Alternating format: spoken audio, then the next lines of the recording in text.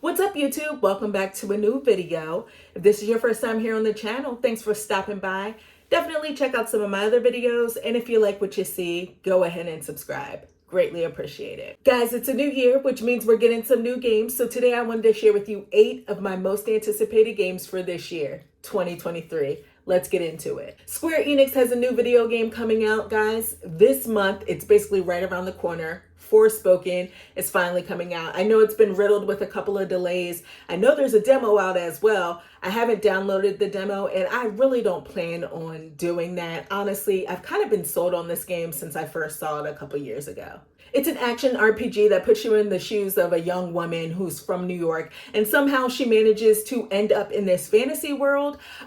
Really strange, right? And it just might be a little rote and generic, but that's okay. I do, though, appreciate the traversal in the game. Like the way you just move around in the combat, like all the magic spells and everything looks really good. Not to mention the fact that the main character in this game is a person of color and she's a woman. And those are two things that you don't really see that much when it comes to main characters in video games.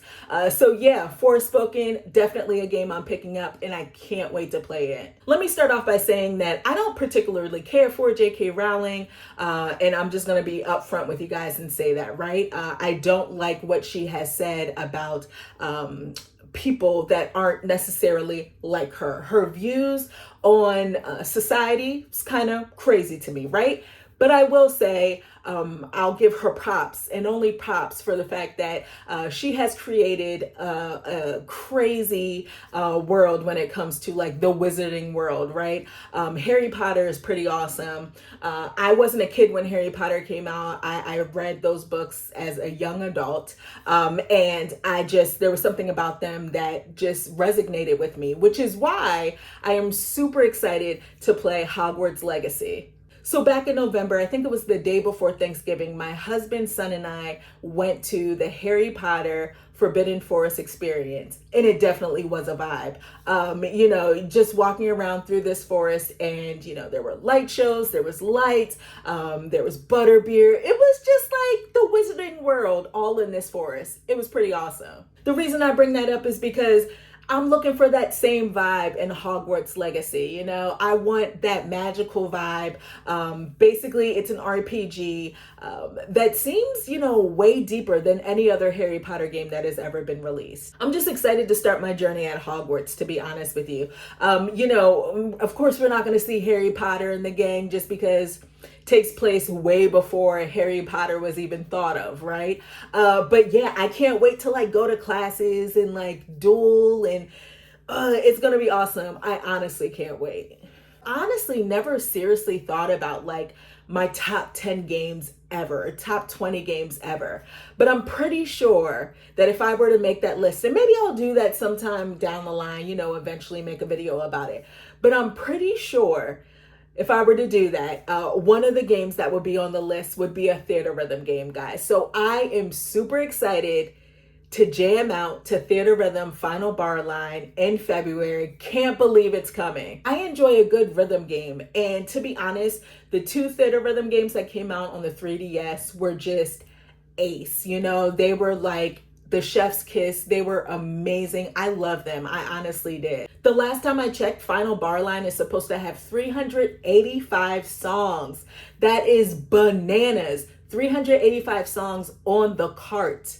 And then of course there's DLC. So I think altogether it's supposed to be 500 Final Fantasy and other Square games, music on there. It's nuts. I am so excited to play this game. I think it was Theater Rhythm Final Fantasy Curtain Call that had the collectible card aspect of the game. That was really cool. I was addicted to it. And they brought it back in Final Bar Line. So yeah, I'm gonna be obsessed. We all know that Final Fantasy has some amazing music. So this game is gonna have all that great music on it, along with spin-off Final Fantasy games like Stranger of Paradise.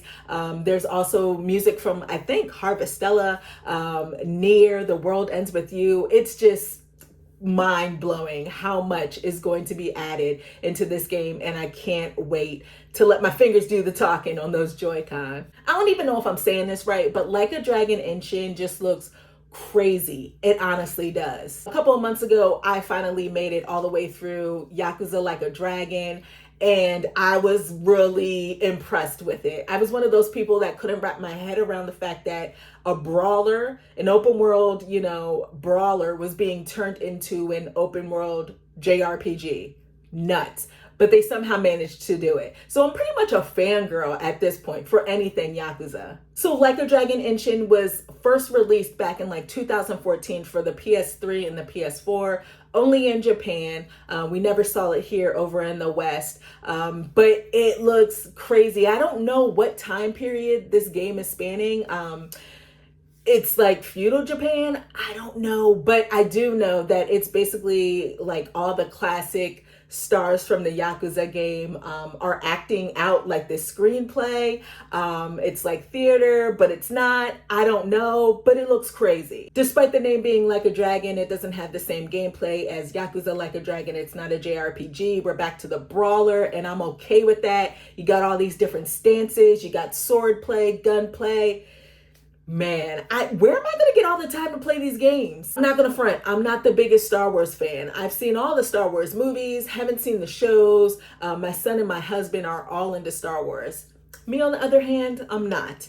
But I will say, when I played a couple years ago, Star Wars Jedi Fallen Order, I was totally impressed. It was such a great game, really good experience, and dare I say, the best Star Wars game I've ever played. So because of that, I'm really excited to play Star Wars Jedi Survivor. It looks like it's pretty much following along the lines of the first game. It's pretty much a third-person action adventure. It is supposed to take place 5 years, if I'm not mistaken, after the events that took place at the end of the first Star Wars Jedi game. So you're playing as Cal Kestis again, and you have the adorable BD-1 with you, which I can't wait. He's just the cutest droid ever. Cal Kestis is pretty much still going after the Galactic Empire, but the cool thing is that there's supposed to be some like new lightsaber combat stuff thrown in there, along with some new force abilities. So I'm really looking forward to that.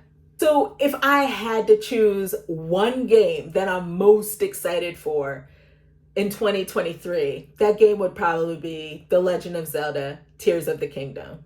I don't think I'm alone when I say that, right? I think a lot of people are looking forward to this new Zelda title. I don't know what we're getting. I'm just hoping it's just as grand and epic and just amazing as The Legend of Zelda: Breath of the Wild.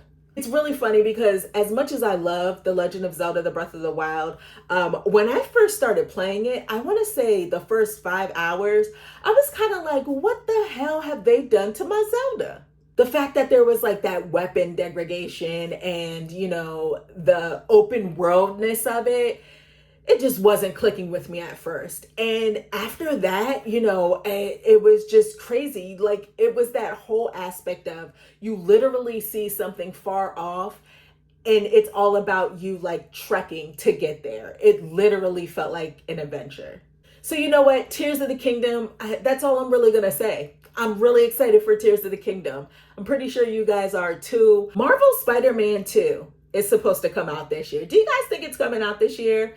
I know Insomniac has already been out there, I think. I mean, they haven't given a firm date or anything like that, but they have said that it's supposed to come out fall 2023. And I really hope it does. This sequel is supposed to have 2 Spider-Mans. No, it's not 2 Spider-Men.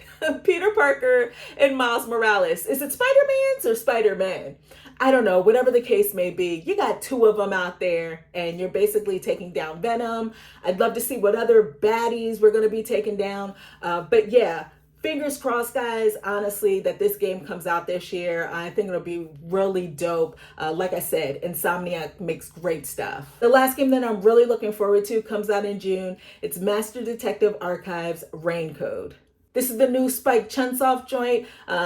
Basically the same people that made the Danganronpa games are making this game, and it definitely has that Danganronpa vibe to it. This is basically like a dark mystery adventure game. You play as a young boy. I think he's a boy, maybe he's a teen, who's a detective, and he's going around, trying to solve these crimes. He's doing his investigative stuff. He's gathering evidence. Looks great. You got this ghost companion. It's been a really long time since I played anything remotely close to Danganronpa because I love those games. So it's going to be so awesome to be able to play this one. Not to mention the fact that I'm really hoping that the music in this game hits just as hard as the Danganronpa music. Let's be real here. So yeah, guys, those are 8 games that I really can't wait to play this year. I would love to know what some of your most anticipated games are for the year. Let me know in the comment box below. I want to thank all of you for watching this video, and I'll check you next time. Peace.